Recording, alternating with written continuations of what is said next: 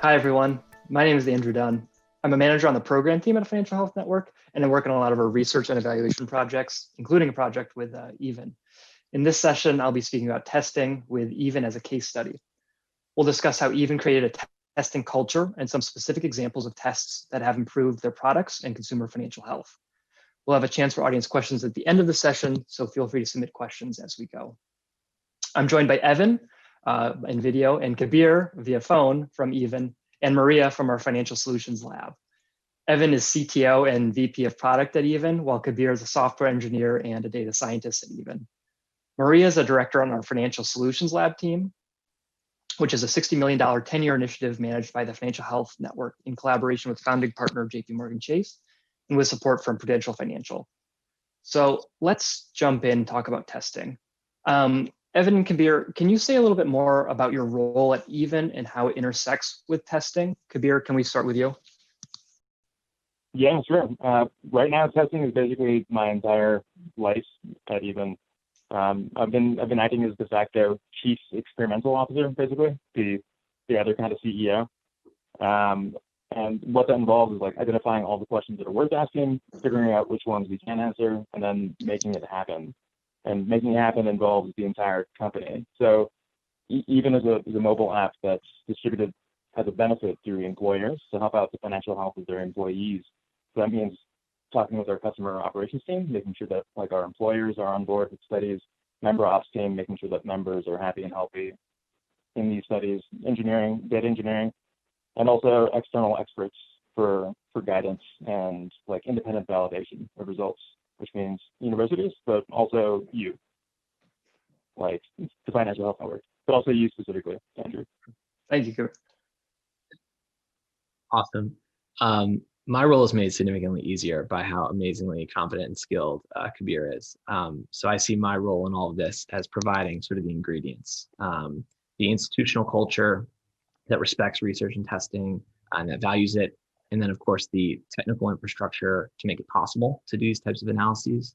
And then where we can, completely aligning our experimentation and product roadmaps at the strategic level. Great. Thank you both for joining us. And Maria, you've known the Even team since they participated in our very first cohort of the Financial Solutions Lab back in 2015. So why did the lab decide to invest in Even so early on, and how was testing a factor in that decision? Yeah, thanks, Andrew. So first, I should just say that testing or really trying to do anything new in this space is exceptionally difficult. We operate in an incredibly complicated regulatory and legal environment. And even just understanding all of the nuances of an individual's financial life is really complex. And all of these challenges are just further compounded when you're at a startup, right, who has all of the traditional resource constraints of trying to start something from scratch. And so from my vantage point, what you often end up seeing is that a lot of entrepreneurs end up chasing what we call vanity metrics. So number of downloads, number of signups, metrics that give the illusion that you're providing value for your customers, but it's really taking you off course to what really matters. And so this is why really, at the core of everything we do with the Financial Health Network is around research and measurement. And it's the reason why we started the Financial Solutions Lab, so that we could help startups like Even, who are all in on solving real problems for millions of households around the country, and who are also really all in on driving the kind of impact that we seek. And so when we first met the Even team, we were not only really taken by their conviction for this problem, but they're also just very skilled at taking a gnarly, complicated problem like cash flow volatility and breaking it down into testable hypotheses. They're also, keenly aware that they are not their target customer, right? And so it's really important for them to be constantly testing their assumptions that the problem that they're solving for is actually the problem that their customers are facing. And then finally, we just found them unusually adamant about surrounding themselves with partners and stakeholders who would hold them accountable to their vision and to the problems that actually matter, and partners that wouldn't distract them by going for like the low-hanging fruit or kind of, other easier ways of going about the problem, but that weren't ultimately addressing what their consumers needed. So it's been a great joy and pleasure to be working with the Even team and partnering with them over all of these years, and really excited for them to share with all of you a little bit more into how they think about testing and measurement inside of their organization. So we've already used the word testing a few times, but what does that actually mean? Kabir, can you share what testing means in your role and what kind of questions you try to answer with it? Yeah, sure. It's basically what Maria just said. It means testing your assumptions.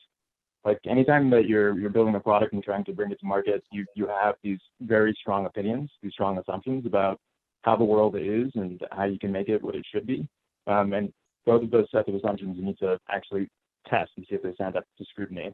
So like on the assumptions about what the world is, like we will regularly have these gigantic research sprints where people from design, qual, and quantitative research will all get into the same room, figure out what's going on with the app, figure out what members like, what they don't like, what they need.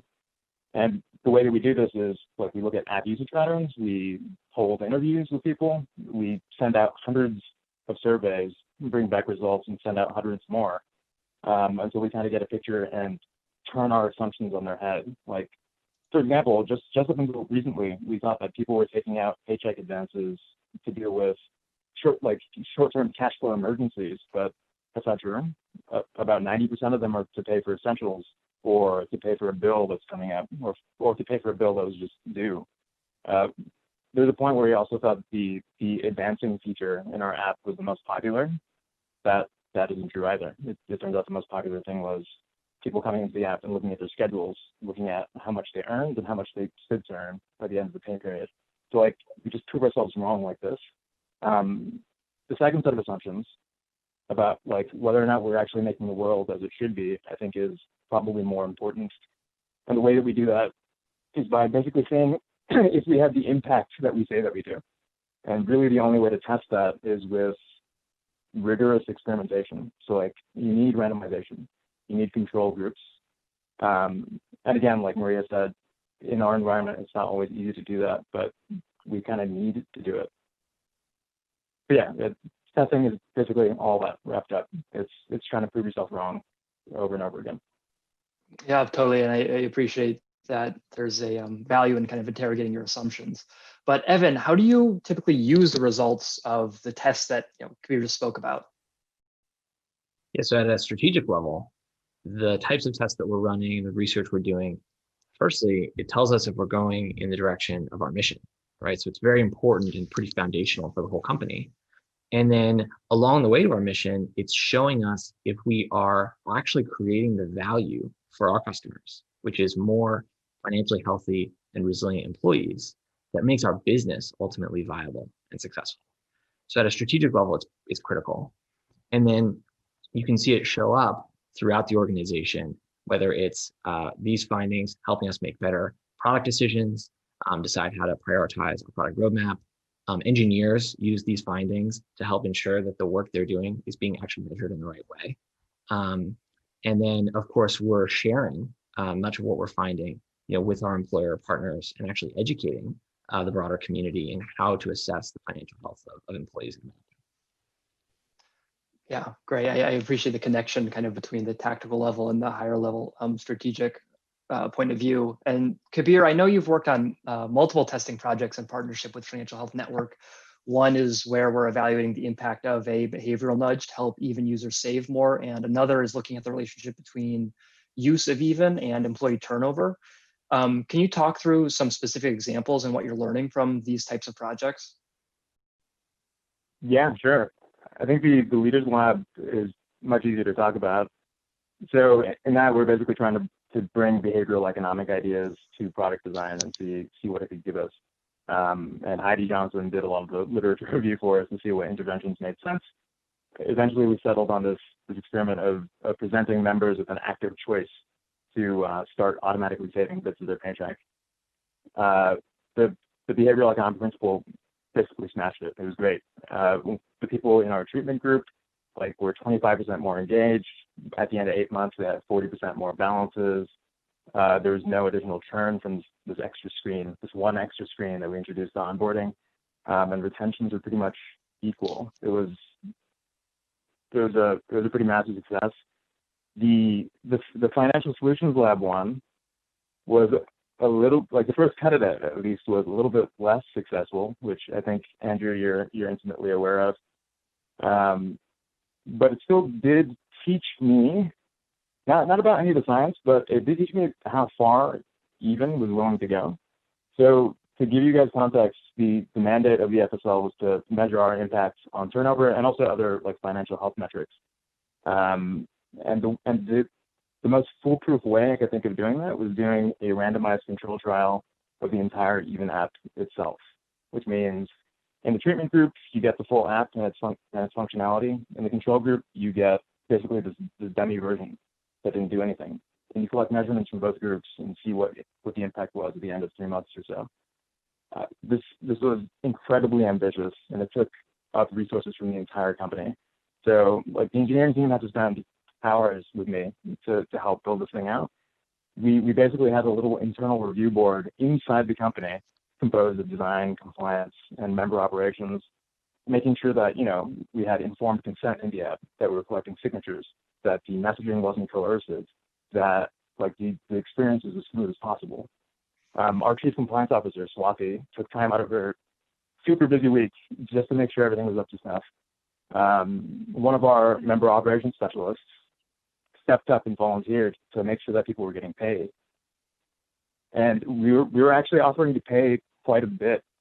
Evan, I'm not sure if you remember this, but there's one day where we were going over what we would need to pay to get a good sample size. It was you, me, and Quentin in a room.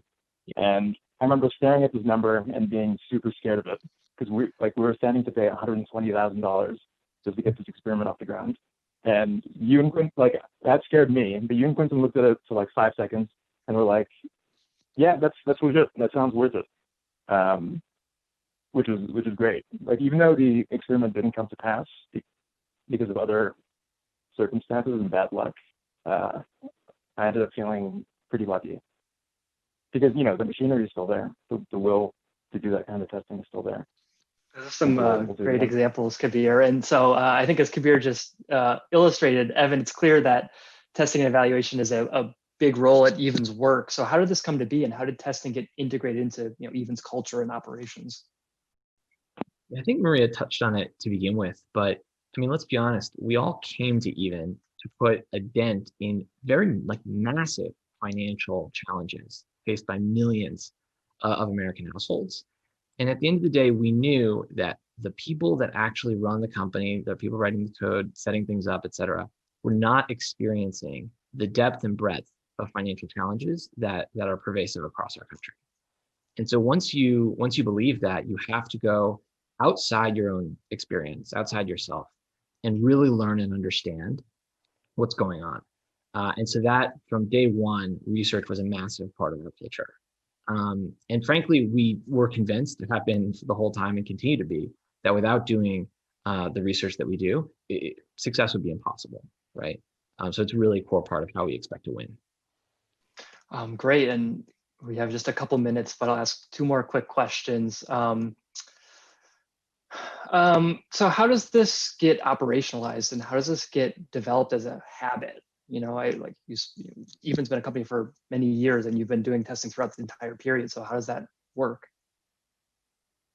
Yeah, I can walk through a few of the things, the key things that I think we've observed over the years. The first is going to be culture. It has to start from the top, and it has to be a really core way that you expect your business to be successful. Without that, it's always just going to be a side quest. We encode that actually in our hiring interview process, looking for people who want to find the truth. Then at the organizational level, you need to bring together the functions that can actually do this work, which, as Kabir pointed out, it's a very multidisciplinary technical effort. And then you also need to make sure that people doing these experiments are working very closely with their business partners outside of the, sort of the tech org, right? So you need to have, sales, customer success, member operations, everybody working really closely together. And then you obviously have to lay a massive, sort of engineering and technical infrastructure. And so, first and foremost, having the ability to toggle experiments on a per member basis. There are great experiment frameworks out there today. So this is much more like a turnkey solution now. At the time, we actually built our own experiments framework to do all of this. You then need to have all the change data capture and logging to be able to know what happened. And then, of course, you need to have like really great data warehousing and analytics tools to be able to slice and dice the data and extract those insights. And so you need at minimum all of that working together, and then you can take a shot at some of the big experiments that we've done. Yeah, I would add that you also need to surround yourself with good friends, right? Like we've been working with Washington University, with Stanford, and with the Financial Health Network to work on questions. So we are accountable to people outside the company who are as curious as we are. So we can't just sleep on it. Yeah, totally. And I appreciate our collaboration there. Maria, I'll give you 1 minute for one final question. So we've talked about some specific examples here at Even, but I know that many other companies are testing and rigorously evaluating. What have you seen elsewhere, out in the industry? Yeah, just a really quick thought given our time limit here. One, companies that are making an investment right into experimentation and testing is really key. So whether that's setting aside budget to kind of recruit the subjects that you need, like Kabir had mentioned, or working with partners, and maybe that's going to take an investment of time across your team. But I'm going to have to throw it back to you, Andrew, to close this out, given our limited time here. Yeah, as always, I wish we had more, but unfortunately we're at time. So thank you, Kabir, Evan, and Maria. It's always interesting to hear what Even is doing. And I think your work affirms that testing is achievable and can take many different forms. And so I think there's a lot of value, even though there are some small costs, but the end result is definitely worth it. So for a specific example of testing, I think you can look on the video page below our video for a report titled Financial Health Solutions Using Tax Refunds for Debt Repayment. And you also can look out for a Leaders Lab report on Even, which will be released later in December. And if you're an early stage startup, you can always apply to our Financial Solutions Lab, which will be opening applications for our accelerator on October 27th. Finally, we always collaborate with companies to identify promising FinHealth solutions. So if you're wrestling with these types of questions, reach out to Financial Health Network for support. So our next session will be on lessons from emergency cash assistance in a pandemic. We'll hear from some financial coaching and emergency aid experts on what works and best practices. So I will turn it over to Professor Collins and that panel momentarily. Thank you all.